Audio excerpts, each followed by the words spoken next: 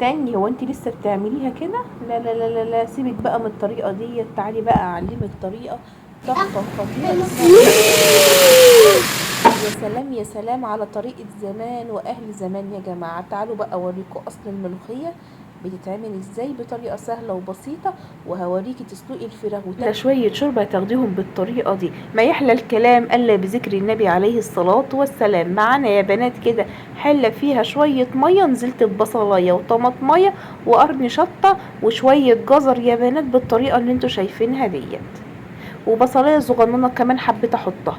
انا بحط البصل صغير مش كبير يا بنات، يعني على قد ما تقدري نقي البصل بتاع الشوربه يكون صغير.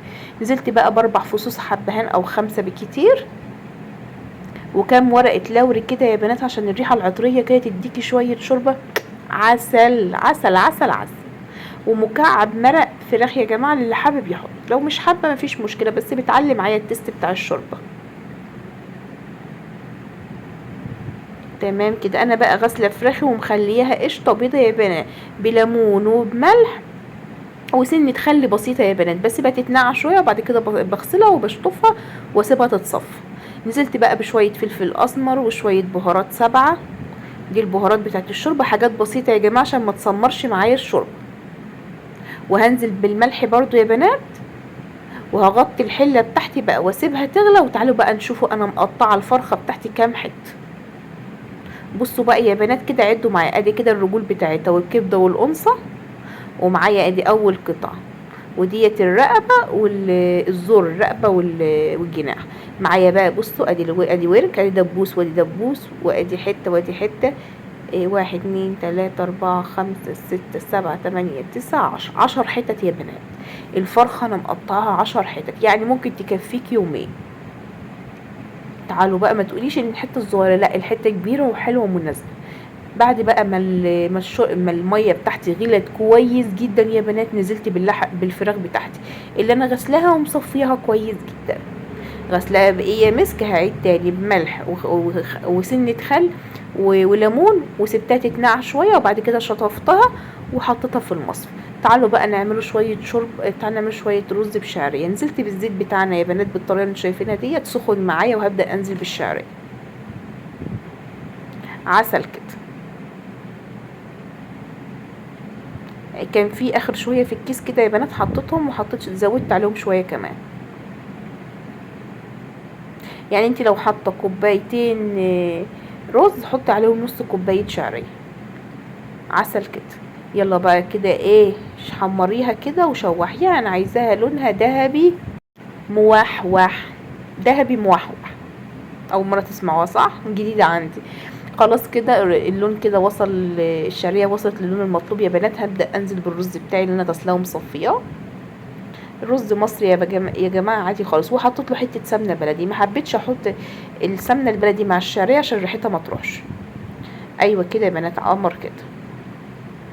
خلاص كده حطيت الملح كمان، هديله التقليبه في التمام. قمر كده يا بنات. انا بس بحاول كده افكك الشعريه عشان الركبه بتنزل عليها بالميه بتروح ماسكه في بعض.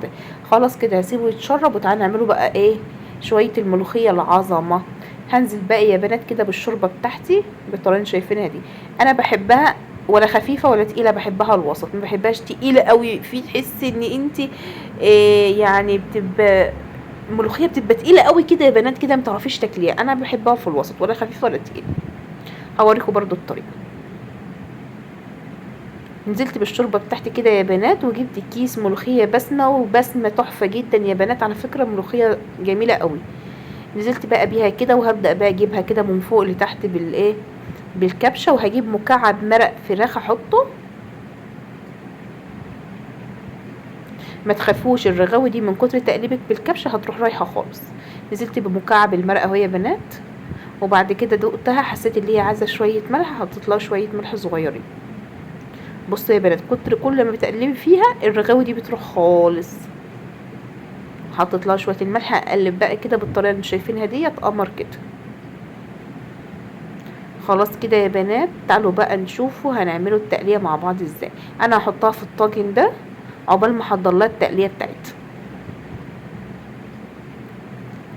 تعالي بقى يا ست الكل، وعندك حته بقى دهنه كده او ليا، طلعيها بقى وقطعي حتت صغنونه صغنونه خالص. تمام.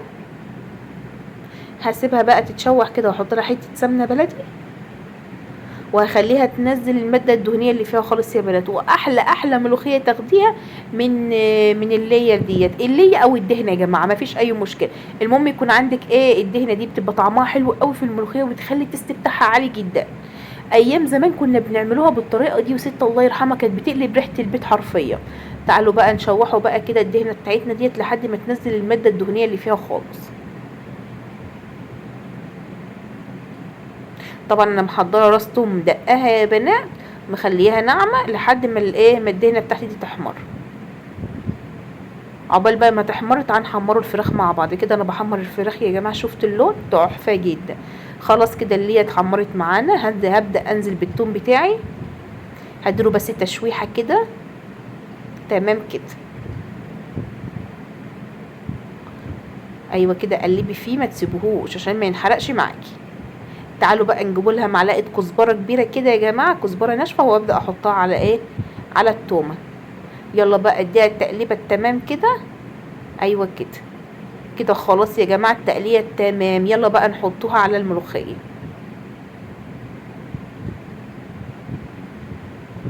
يلا نسموا الله.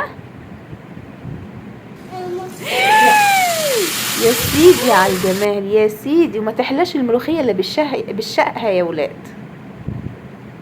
ايوه كده،